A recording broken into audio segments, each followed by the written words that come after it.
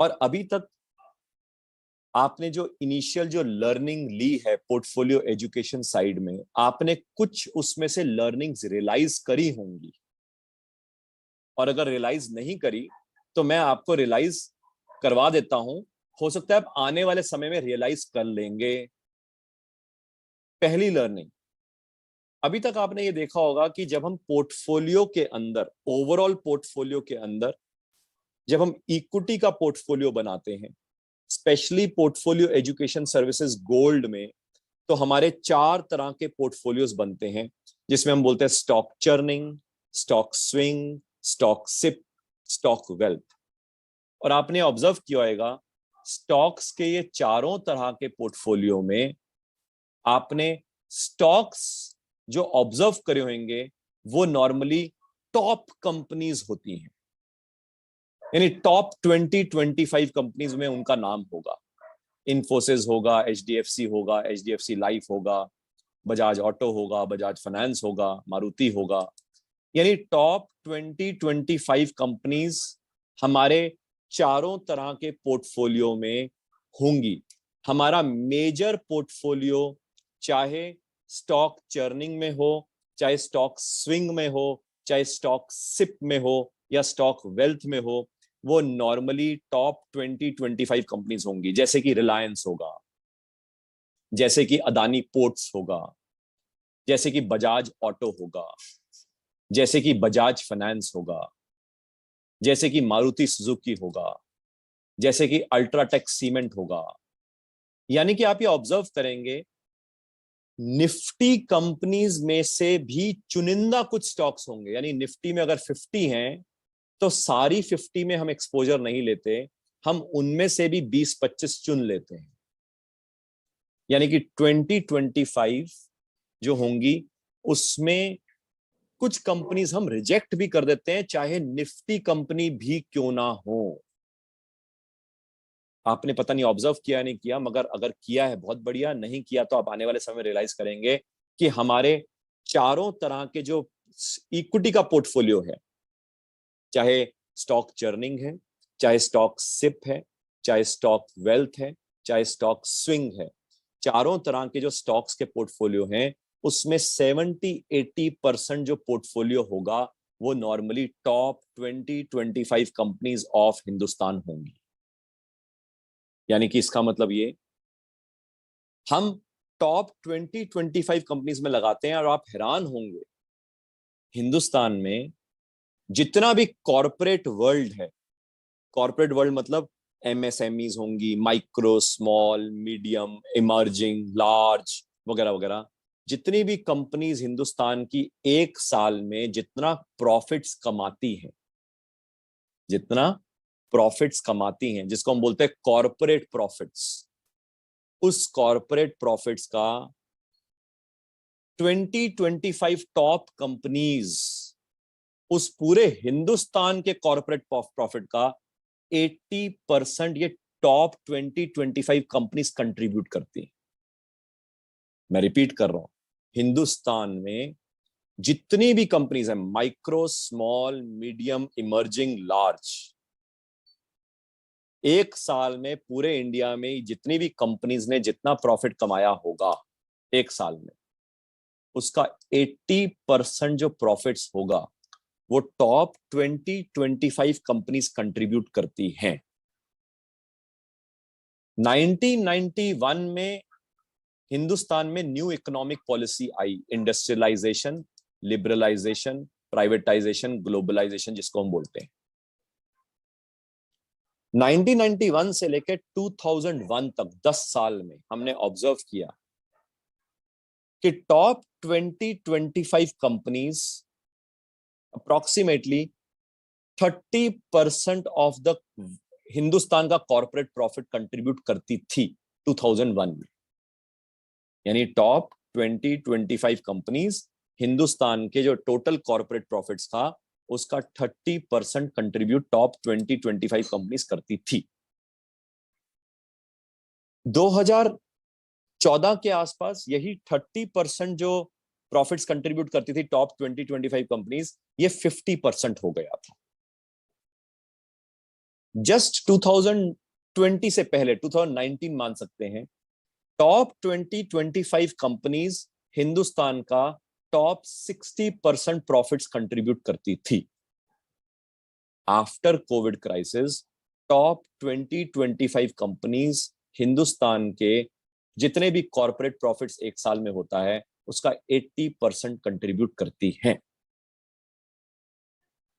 इसमें एक important catch है, मैंने ये नहीं कहा कि सेम ही कंपनियां हैं जो 1991 में थी, वो 2001 में थी, वो 2014 में थी, वो 2018 में, मैंने ये नहीं बोला कि सेम थी ना, मैंने बोला टॉप 20-25 कंपनीज कंट्रीब्यूट करती हैं, मगर ये नहीं है कि सेम ही रही, नहीं।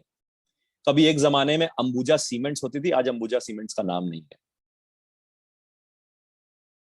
कभी एक जमाने में सत्यम हुई करती थी, आज सत्यम है ही नहीं। यानी कि ऐसी कई कंपनीज हैं जो उस जमाने में होंगी मगर आज वो नहीं है। यानी कि कंपनीज चेंज होती रहती हैं और हम अपने जो पोर्टफोलियो में जो ये स्टॉक्स का पोर्टफोलियो बनाते हैं उसमें मैं इंश्योर करता हूं कि 70-80% जो हमारे चारों तरह के पोर्टफोलियो हैं उसके अंदर वो टॉप 20-25 कंपनीज पक्का हों, ये मैं इंश्योर करता हूं। यानी कि इसका मतलब ये, हम निफ्टी में से भी 20-25 कंपनियां छोड़ देते होंगे, या शायद मैं यूं कहूंगा कि कभी एक आधी बार ले लेते होंगे, कभी बीच में ले लेते होंगे, वेरी रेयर। इसका मतलब ये निफ्टी के बाहर वाली कंपनी और भी ज्यादा रेयर होंगी हमारे पोर्टफोलियो में लानी।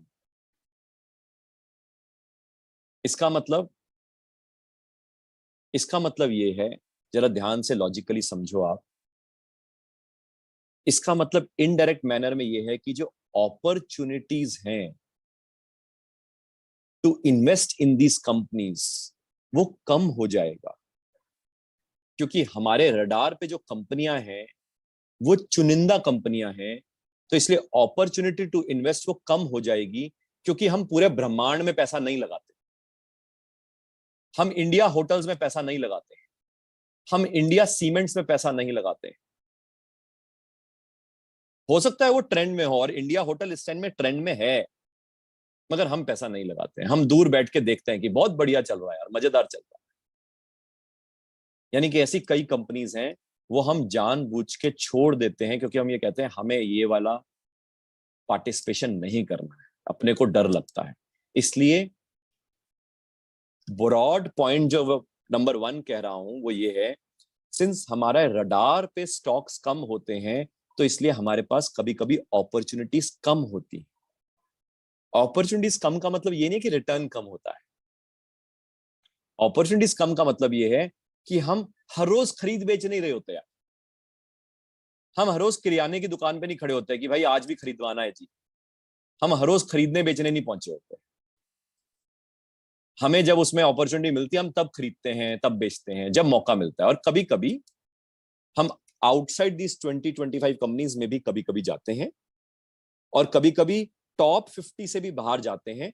मगर जब हम टॉप 50 से बाहर जाते हैं तो आपने देखा होगा मैं कई बार लिख देता हूं रिस्की ट्रेड, कई बार जानबूझ के लिखता हूं रिस्की ट्रेड है। यानी कि इसका मतलब ये, ब्रॉड पॉइंट 1 में आपको मैं ये बताना चाहता था कि हमारा जो सिलेक्शन ऑफ स्टॉक्स है वो स्टॉक्स बहुत रेयर हैं। हिंदुस्तान डूबे तो ऐसी कंपनीज हों उनमें हम पैसा लगाते हैं। सिंस वो कंपनीज जो हैं वो बहुत चुनिंदा हैं, वो कंपनीज की लिस्ट चेंज होती रहती है, हर एक साल में 2 साल में वो स्टॉक्स चेंज होते रहते हैं, वो लिस्ट चेंज होती रहती है, ताकि हम इंश्योर करते हैं कि वही स्टॉक्स हों, वही टॉप कंपनियां हों जो हिंदुस्तान का 70-80% ऑफ द प्रॉफिट्स में कंट्रीब्यूट करती हों। और साथ में ये जो कंपनीज हैं इसमें सिंस अपॉर्चुनिटीज कम होती है तो कभी कभी हम इनके अलावा, यानी कि 80% जो हमारा पोर्टफोलियो है स्टॉक चर्निंग, वेल्थ, सिप या स्विंग का, उसमें 70-80% पोर्टफोलियो इन्हीं कंपनी से होगा, मगर 30% पोर्टफोलियो हम बाकी कंपनीज का भी ले लेते हैं कभी कभी। और इसलिए हमारे पास अपॉर्चुनिटीज टू बाय कम होता है, क्योंकि हमारे रडार पे स्टॉक्स कुछ चुनिंदा स्टॉक्स होते हैं। इसका मतलब ये नहीं है कि हमारा रिटर्न कम होता है, इसका मतलब ये है हमारा पेशेंस ज्यादा होना चाहिए। पेशेंस क्यों ज्यादा होना चाहिए? क्योंकि अपॉर्चुनिटीज लेस होंगी। हम हर रोज खरीदेंगे नहीं, हम हर रोज कोई ना कोई शेयर में हाथ पांव नहीं मार रहे होंगे। हम हो सकता है 10 दिन में एक आधा शेयर खरीद रहे होंगे, क्योंकि अपॉर्चुनिटी आएगी तो ही खरीदेंगे। ऐसे थोड़ा ना हर रोज खरीद के बैठ जाए। हो सकता है चोला फाइनेंस बहुत अच्छा शेयर है, मगर अपने को कभी एक आधी बार रिस्क की ट्रेड में लिया होगा, और अच्छा शेयर है, ट्रेंड में है। मगर ये हमें डिसाइड करना है कि हमें हर शेयर जो ट्रेंड में है क्या उसमें एक्सपोजर लेना है, क्योंकि वो हाईली रिस्की हमारी नजर में है, जिसको मैं बोलता हूं हाई ऑन स्टैंडर्ड डेविएशन भी हो सकता है, हाई ऑन बीटा भी हो सकता है। इसलिए आपकी नजर में कई ऐसे स्टॉक्स होंगे, आप कहोगे यार भाग रहे हैं, मगर हमारे रडार पे नहीं होंगे। कि भाग रहे हैं बहुत अच्छा, इंडिया होटल भाग रहा है, मगर हमारे रडार पे नहीं होगा। हमारे रडार पे जो स्टॉक्स होंगे, उन स्टॉक्स में जब बाइंग अपॉर्चुनिटी होगी, हम उसमें तब घुसने की कोशिश करते हैं। इसलिए अपॉर्चुनिटीज कम होती हैं, इसलिए हमारी पेशेंस थोड़ी सी ज्यादा रिक्वायर्ड है। और यहाँ पे पॉइंट नंबर 2, आपने ये भी ऑब्जर्व किया होगा कि हमारी पेशेंस घुसने से पहले ज्यादा है। लोग नॉर्मली हड़बड़ाहट में जल्दी घुस जाते हैं, फिर लॉन्ग टर्म पेशेंस के साथ खड़े रहते हैं। ये पॉइंट नंबर 2 है। हम यहाँ पे घुसने से पहले थोड़े पेशेंट ज्यादा होते हैं, यानी कि patience before entering is important. ये टेम्परामेंट आपने अब तक डेवलप कर लिया होगा, और अगर नहीं किया तो डेवलप कर लेना, काम आएगा। क्योंकि मार्केट में इम्पेशेंट लोगों को ही मार्केट ढूंढती है, कि इम्पेशेंट आदमी को ढूंढ और काट डाल। इम्पेशेंट है ना, वो फटाफट आएगा, इसको काटेंगे, फिर ये लॉन्ग टर्म बहुत पेशेंस दिखाएगा। अब मैं एक बहुत इंपॉर्टेंट पॉइंट, थर्ड पॉइंट, पहला पॉइंट क्या था, हम कौन सी कंपनीज में लगाते हैं, पहला पॉइंट। दूसरा पॉइंट क्या था कि अपॉर्चुनिटीज लेस होंगी, तो इसलिए इम्पेशेंट नहीं होना कभी कि यार स्टॉक्स आ ही नहीं रहे। ना आना भी अच्छी बात है, यानी स्टॉक्स ना आने भी कई बार अच्छी बात होती है, क्योंकि इसका मतलब यह है कि मार्केट में अपॉर्चुनिटी नहीं है, तो बाहर खड़े होकर तमाशा देखो। पता नहीं आपने ऑब्जर्व किया है नहीं किया। आई थिंक अप्रैल में लास्ट वीक में मैंने बताया था कि मार्केट काफी वॉलेटाइल रहेगी। तो आप देखो, एक दिन ऊपर होती थी, दूसरे दिन नीचे होती थी, फिर एक दिन ऊपर होती थी, फिर दूसरे दिन नीचे होती थी। देखा आपने? जब ऊपर होती थी आपका मन करता होगा खरीद लेते हैं यार, अगले दिन ही 300 पॉइंट नीचे होती, फिर अगले दिन फिर ऊपर होती थी, फिर आपका मन करता है खरीद लेते हैं यार, फिर अगले दिन फिर नीचे होती।